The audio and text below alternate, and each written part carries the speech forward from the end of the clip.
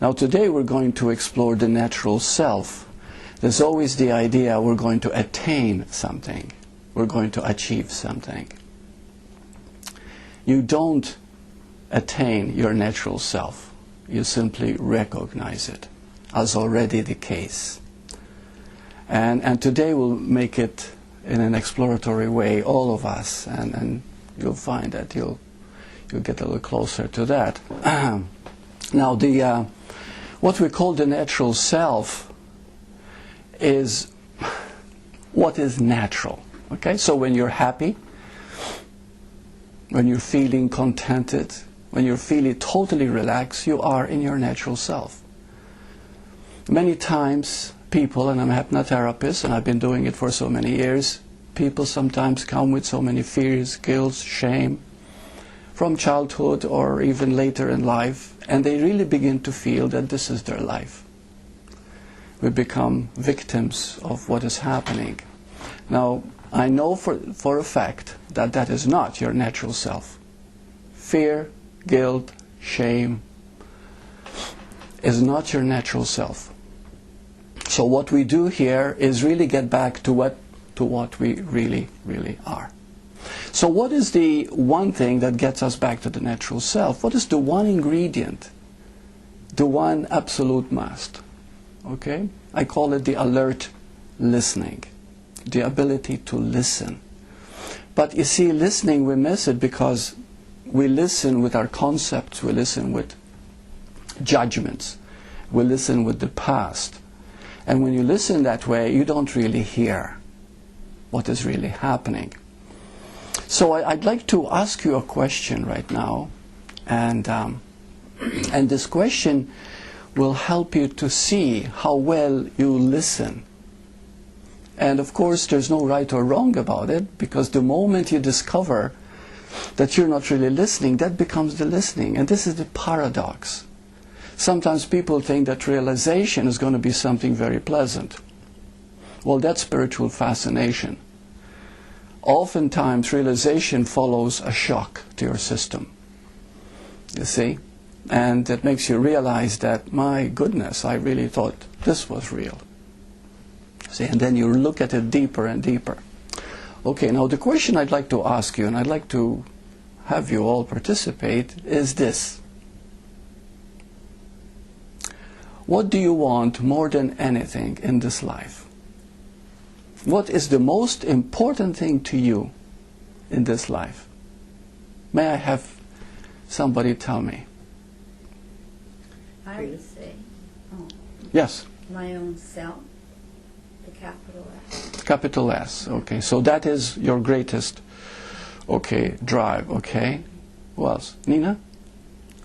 What would you say is the most important thing in your life to you? To share the love that I am. To share the love that you are, okay. Anybody else? Freedom from the critical mind. To be free of the critical mind, okay. The ego. Okay. Liz, what would you say is the most important thing in your life? The one thing you want more than anything? Similar to me. Okay. Okay. Bill, what would you say? To live in truth. To live in truth. Okay. And Brent? I thought I knew, but I don't know. Okay, that's fine. Okay, anybody else? To open to the truth of To open to the truth, okay. Okay. All right. Okay, now we were talking about alert listening. Okay? And we want the truth. We want to be free of the critical mind. We want this, we want that. But what we really want is the same thing, all of us. Because I'm going to ask you the next question. Who wants to be free of the critical mind? The critical mind itself. You. Who wants the truth? You. So the first thing, this is what it happens, you see, with the alert listening. The first thing is to realize that all you ever want is you. And initially we call it me. And that's fine, that's perfect, because all you ever want is really me. We have to be very honest here. You see? And when you're totally honest, you really start the path. See, we talk about against the ego and against the me and transcending the me, and all the time the me says, yes, I want to be enlightened. I want to get rid of the me. But it is the me that wants all this. You see? So let's get in touch with this me. Now, what is interesting, when you begin to discover that the me is all I want, truly, honestly, because whatever you go, wherever you go, you are this aware space, you are this vantage point. When you are through with that, you begin to see that everybody is the same. Everybody is the same as you. So what happens is that we all look differently in the physical form. The human part of us is different. The being is the same. So therefore, when you begin to see this, and stay with me here, you see, my goodness, it's true. In the being, we all want this. We don't understand what this is. We call it me. For lack of a better word, I call it I am Burt, for lack of a better definition. But you see, everybody wants that first. Since we are all the same, there is really no separation, is there? The separation is only seemingly in the body. But we all want the same thing. And then we move to the biggest part of all. And this is when we are ready. Once we've seen there is no separation, we move to the biggest one. Who is this me? Who is this I that wants this? But now we are ready for it. We are ready to meet it. And no matter how much you explore, you have to be very sincere, alert, listening. No matter how, you have to really listen, because you see, when you are in your truth in this moment, now, and you ask, who is this me? And there's no answer. Of all the years that I've been doing hypnotherapy and asking people this question, and and goes into the many, many hundreds, nobody has been able to answer that question. So they came up with certain definition. Well, I am the past, I am my education, I am this. But now, right now, this moment, who are you? You see, and we can't answer it.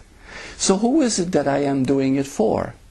What is it that I want to be enlightened for? For whom? I want to be happy, but who is it that wants to be happy? See, are you with me so far? Mm-hmm. See, this is when it comes to the core. This is when it starts to move into the heart. Okay? We're no longer caught in the knowledge from a book, okay, which is understandable. But it's no longer knowledge that we can put in words.